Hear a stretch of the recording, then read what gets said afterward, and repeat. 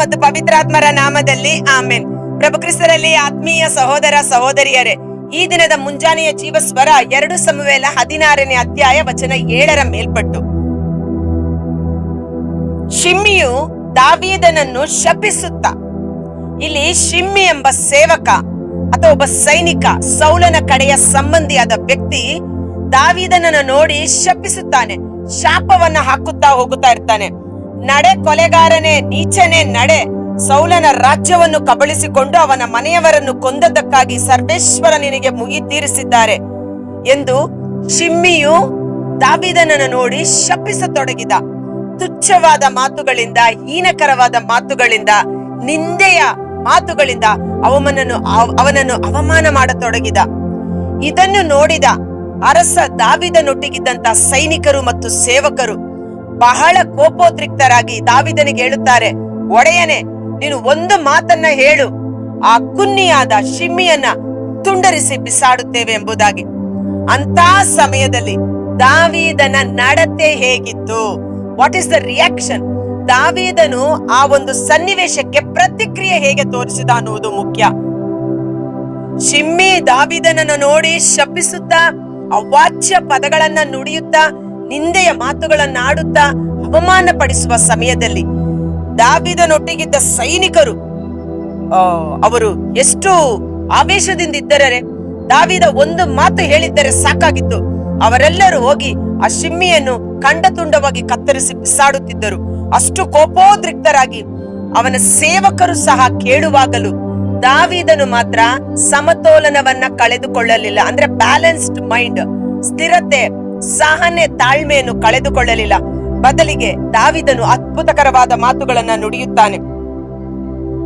2 ಸಮುವೇಲ 16 ವಚನ 12ರಲ್ಲಿ, ಬಹುಶಃ ಸರ್ವೇಶ್ವರ ನನ್ನ ಕಷ್ಟವನ್ನ ನೋಡಿ ಈ ದಿನ ಶಾಪಕ್ಕೆ ಬದಲಾಗಿ ನನಗೆ ಶುಭವನ್ನು ಅನುಗ್ರಹಿಸಿ ಯಾರು? Praise the lord, hallelujah. 11ನೇ ವಚನದಲ್ಲಿ ನಾವು ನೋಡ್ತೇವೆ, ನೋಡಿ ನನ್ನಿಂದ ಹುಟ್ಟಿದ ನನ್ನ ಮಗನೇ ನನ್ನ ಪ್ರಾಣವನ್ನು ತೆಗೆಯಬೇಕೆಂದಿರುವಲ್ಲಿ ಈ ಬೆನ್ಯಾಮೀನ್ಯನು ಶಿಮ್ಮಿ ಹೀಗೆ ಮಾಡುವುದು ಯಾವ ಲೆಕ್ಕ? ಬಿಡಿ, ಅವನು ಶಪಿಸಲಿ, ಬಿಡಿ, ಅವರು ನಮ್ಮ ಬಗ್ಗೆ ಇಲ್ಲ ಸಲ್ಲದ್ದು ಮಾತನಾಡಲಿ, ಬಿಡಿ, ಅವರು ನಮ್ಮ ಬಗ್ಗೆ ನಿಂದೆಯ ಅವಮಾನಕರವಾದ ಮಾತುಗಳನ್ನು, ತುಚ್ಛವಾದ ಮಾತುಗಳನ್ನ ಮಾತನಾಡಲಿ, ಬಿಡಿ, ಜನರು ನಮ್ಮನ್ನ ಶಪಿಸಲಿ. ಹೀಗೆ ಮಾಡಬೇಕೆಂದು ಸರ್ವೇಶ್ವರನೇ ಅವನಿಗೆ ಆಜ್ಞಾಪಿಸಿದ್ದಾರೆ. ಅದ್ಭುತಕರವಾದ ಮಾತು. ದೇವರು ಅಪ್ಪಣೆ ಕೊಡದ ಹೊರತು ಆ ಶಿಮ್ಮಿ ನನ್ನನ್ನ ಶಪಿಸಲು ಎಲ್ಲಿಂದ ಸಾಧ್ಯ? ಬಹುಶಃ ದೇವರೇ ಅಪ್ಪಣೆ ಕೊಟ್ಟಿರುವ ಕಾರಣ ಇಂದು ಈ ದಿನ ಅವನು ನನ್ನ ವಿರುದ್ಧವಾಗಿ ಶಪಿಸುತ್ತಿದ್ದಾನೆ. ಆದರೆ ಸರ್ವೇಶ್ವರ ನನ್ನ ಕಷ್ಟವನ್ನು ನೋಡಿ ಈ ದಿನ ಅವನು ಹಾಕಿದ ಶಾಪಕ್ಕೆ ಬದಲಾಗಿ ನನಗೆ ಶುಭವನ್ನು ಅನುಗ್ರಹಿಸಿ ಯಾರು ಎಂದು ಅವನು ದೇವರ ಕಡೆ ತನ್ನ ಕರಗಳನ್ನೆತ್ತಿದ. ದೇವರನ್ನು ಸಂಪೂರ್ಣವಾಗಿ ಆಶ್ರಯಿಸಿಕೊಂಡ. ನನಗೆ ಜಯ ವಿಜಯ ಲಭಿಸುವುದು ಪ್ರಭುವಿನಿಂದಲೇ, ನಾನು ತಲೆ ಎತ್ತಿ ನಡೆಯುವಂತೆ ಮಾಡುವಾತನು ನನ್ನ ಪ್ರಭುವೇ ಎಂದು ದೇವರಿಗೆ ಕಷ್ಟ ಸಂಕಟದಲ್ಲಿ ಅವನು ಮೊರೆಯಿಟ್ಟನು. ಅದ್ಭುತಕರವಾದ ರಿಯಾಕ್ಷನ್ ಅಥವಾ ಏನದು ಅವನ ಒಂದು ರಿಯಾಕ್ಷನ್. ಇವತ್ತು ನಮ್ಮ ಜೀವಿತದಲ್ಲಿ ಜನರು ನಮ್ಮ ಮೇಲೆ ಇಲ್ಲ ಸಲ್ಲದ ಮಾತುಗಳನ್ನು ಆಡುವಾಗ, ಅವರು ನಮ್ಮನ್ನು ಶಪಿಸುವಾಗ, ನಮ್ಮ ನಾಮಕ್ಕೆ ನಿಂದೆ, ಕಳಂಕ, ಅವಮಾನವನ್ನು ತರುವಾಗ ಅದಕ್ಕೆ ನಾವು ಯಾವ ರೀತಿ ರಿಯಾಕ್ಟ್ ಮಾಡ್ತೀವಿ? ಇವತ್ತು ದಾವೀದ ನಮಗೊಂದು ಒಳ್ಳೆಯ ನಿದರ್ಶನ ಮತ್ತು ಪಾಠ.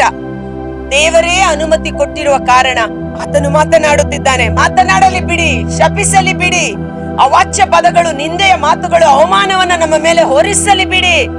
ನಾವಾದರೂ ಮೌನವಾಗಿದ್ದು ನನ್ನ ರಕ್ಷಕ, ನನ್ನ ಸಹಾಯಕ, ನನ್ನ ದೇವರು ಎಂದು ಸರ್ವೇಶ್ವರನ ಕಡೆಗೆ ನನ್ನ ಕಣ್ಣುಗಳನ್ನು ಎತ್ತುವೆನು.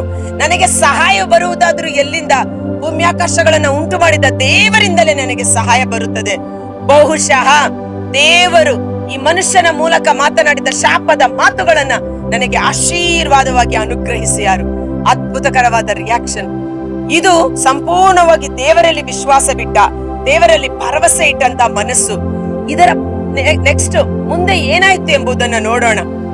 ಆ ಅರಸ ದಾವೀದನು ರಾಜನ ಅಭಿಷೇಕವನ್ನ ಪಡೆದುಕೊಂಡು ಸಿಂಹಾಸನವನ್ನೇರುವ ಸಮಯದಲ್ಲಿ ಯಾವ ಶಿಮ್ಮಿ ದಾವೀದನನ್ನು ನೋಡಿ ಶಪಿಸಿದನು, ಆತ ಮೊದಲು ಓಡೋಡಿ ಬಂದು ದಾವೀದನಿಗೆ ಸಾಷ್ಟಾಂಗವಾಗಿ ಅಡ್ಡಬೆರಗುತ್ತಾನೆ. Praise the lord.